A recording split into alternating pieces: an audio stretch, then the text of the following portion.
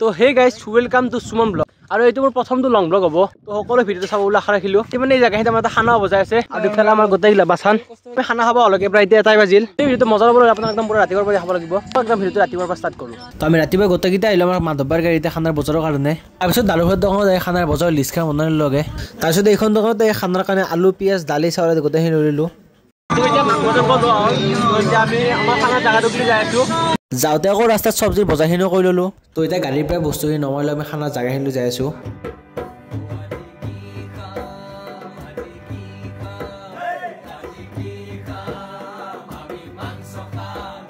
আৰু এইফালে আলু পিঁয়াজ কটাত লাগি গ'লোঁ আৰু মাধৱ এইফালে কিবা যোগাৰ পাতি কৰি আছে আৰু ইয়াতে মানে এখন পানীলাও চাং আছে ইয়াতে পানীলাও লাগি আছে এইগিলা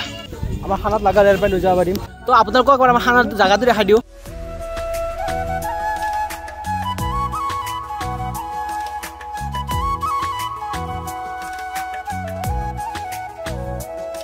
আৰু ইয়াত মানে ড্ৰোন শ্বটৰ ভিডিঅ' বনাইছোঁ তো সেইটো এবাৰ চাই লওঁ